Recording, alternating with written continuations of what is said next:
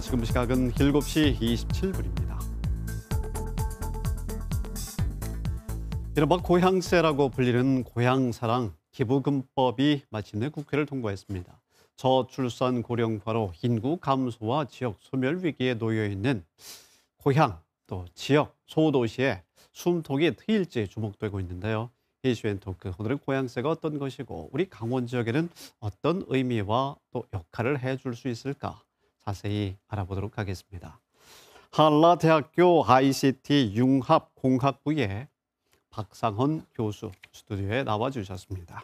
네, 교수님 어서 오십시오. 반갑습니다. 네, 반갑습니다. 네, 지난 2007년도에 주민세 10%를 고향으로 보내자 이런 이 대선의 상황에서 이야기가 나오고 14년 만에 드디어 다른 내용이지만 국회 본회의를 통과했습니다. 정식 명칭이 고향사랑 기부금법인데요. 자, 어떤 건지 먼저 간단히 소개 부탁합니다. 고향에서 인재들이 낳고 자라면서 결국 대학과 일자리를 찾아서 수도권과 대도시로 향하고 있습니다. 네. 성장한 이후에도 그곳에서 살면서 납세 행위를 하게 됨으로써 열악한 지방 재정을 투입하여 인재를 길러낸 고향은 세수 제로가 지속되고 있습니다. 네. 우리 사회가 전반적으로 저출산 고령화가 심화되면서 지역의 인구가 유출됨으로써 소멸 위기에 처해 있는 운명에 놓여 있는 것이 현실입니다. 지방은 인구 감소로 세수가 줄어들고 또 경쟁력이 낮아지면서 출산, 양육, 네. 교육, 경제 등 기본 인프라 기반이 붕괴될 위기에 있습니다. 기부자가 자신의 의지로 기부를 하고 또 기부하고 싶은 고향이나 지자체를 선택해서 기부를 하면 네. 세액 공제를 해주고 기부받은 지자체는 감사 표시로 답례를 하는 시스템입니다. 네. 지역에 생긴 여러 가지 빈자리를 메워주는 마중물이 되기를 바라는 마음이 큰데요. 네. 네, 2023년부터입니다. 내후년 1월 1일부터 기부할 수 있고 지자체 도와 각 시군에서 모금할 수 있는 그런 상황이 되는 거죠. 어떤 식으로 기부가 이루어지고 지방재정에는 어느 정도 도움이 될까요? 고향세는 단순히 기부금을 유치하는 모집하는 것이 아니고 네. 또 지자체에서 매력적이고 기부할 수 있는 마음을 갖게 하는 사업을 발굴해서 네. 제시를 하고 그래서 고향사랑 기부금을 모집하는 것입니다. 고향세를 많이 유치하기 위해서는 지자체는 지역을 살릴 매력적인 우수한 아이디어를 가지고 있는 그런 사업들이 발굴되어야 합니다. 네. 기부한 금액에 대해서는 국가가 91%, 그리고 광역지자체가 9% 분담으로 세액 정산을 해줍니다. 네.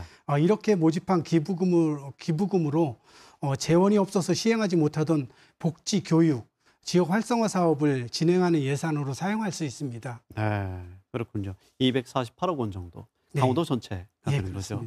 네. 지역 특산품이 또 답례로 제공된다고 하는데 큰 선물이 되겠습니다. 어떤 혜택이 될까요, 기부자들에게? 지방자치단체는 기부한 금액의 30% 내에서 감사의 표시로 지역 특산물을 제공할 수 있습니다. 네. 기부자는 기부한 금액을 연말정산해서 10만 원까지는 전액 공제를 해주고 네. 그 이상에 대해서는 16.5%의 과세가 있습니다만 네. 기부한 금액의 30%를 지역 특산물로 제공받기 때문에 기부하는 것이 더 유리하죠. 그렇겠군요. 지자체는 답례품을 제공할 지역 특산물을 발굴을 하고 또 품질 향상을 위한 노력도 병행되어야 지속적으로 고향 사랑 기부금을 납부하겠죠. 네. 그래서 고향 세제를 통해서 지자체 간의 그 선의의 경쟁을 유도를 하고 네. 또 지역 경제 활성화에 도움이 될 수 있을 것으로 기대가 됩니다. 16.5%의 연말정산 시에 과세 혜택보다는 30% 지역 특산품을 받을 수 있다고 하셨죠? 네, 그렇습니다. 그걸 선택하는 분들이 더 많지 않을까 그런 생각도 드는데요. 제발 그렇게 되기를 바랍니다. 그렇다면 또 지역에서 특산품이 올라가기 때문에 지역에도 경제적인 큰 효과가 있을 것 같고요. 네, 그렇습니다. 자, 기대 효과 교수님 어떤 것들을 예상할 수 있겠습니까? 강원도의 경우는 고향세제로 인해서 한 248억 정도의 네. 세수 증대 효과를 기대하고 있고요. 타 지역보다 청정 농산물이 많기 때문에 잘만 운영된다면 큰 효과를 기대할 수 있겠습니다. 일본의 경우도 그 청정 농특산물이 많은 홋카이도가 매년 1위를 하고 있습니다. 그래요. 제가 일본 총무성과 지자체를 방문해서 조사한 결과를 보면 그 인구 감소와 판로 확보가 어려운 지역에 농수산 특산물들이 답례품으로 제공되다 보니까 경작하지 않던 농지가 다시 경작이 되고 농어촌 지역의 경우도 활력을 찾고 있는 지역이 많았습니다. 무엇보다도 지역에 있는 공무원들과 지역 주민들이 우리도 할 수 있다라는 그런 자신감을 회복한 것이 가장 큰 성과라고 꼭 그런 것을 꼽는 것을 볼 수가 있었습니다. 강원연구원에 계실 때도 뭐 사례 연구도 많이 하시고 관련된 여러 가지 행사도 진행한 것으로 알고 있는데요. 그런데 지금까지는 수도권 지역의 국회의원들을 중심으로 해서 반대가 있지 않았습니까? 네. 준조세 성격이 있다. 그리고 또 대도시의 세금은 감소하는 것 아니냐. 여러 가지 의견도 있었는데요. 이에 대해서는 어떻게 보십니까? 기부한 개인들은 추가 세부담 보다는 이제 오히려 이득이 되는 유리한 것이고요. 또 고양세제로 인해서 창출되는 경제적 이득이 클 것입니다. 지역 경제가 활성화되고 중간 조직으로 인해서 일자리가 창출되고 산업 전방위적으로 효과가 나타날 것으로 이렇게 기대를 합니다. 2008년 고양납세라는 제도가 일본에서 이제 시행이 됐는데 대도시권과 지방의 세금 격차를 줄일 목적으로 도입이 되었습니다.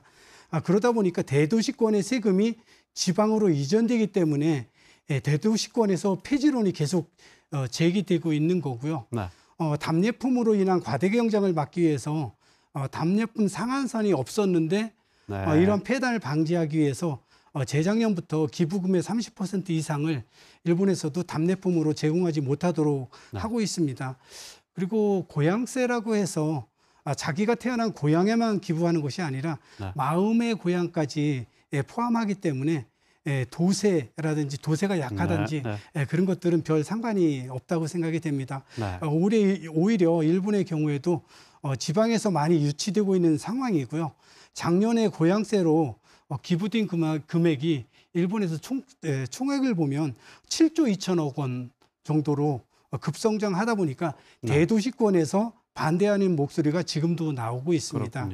지역에서는 재원부족으로 실행하지 못하던 복지, 문화, 교육 분야에 이런 다양한 지역 경제 활성화 사업을 추진하는데 고향세가 효자 노릇을 톡톡히 하고 있습니다. 지역의 특산품 품목도 좀 미리미리 준비를 하고 그래야 되겠네요. 과열 경쟁을 하지 않는 조정도 필요할 것 같고요. 알겠습니다. 우려되는 점까지 박상헌 교수님께서 설명해 주셨습니다. 오늘 대단히 고맙습니다. 네, 감사합니다.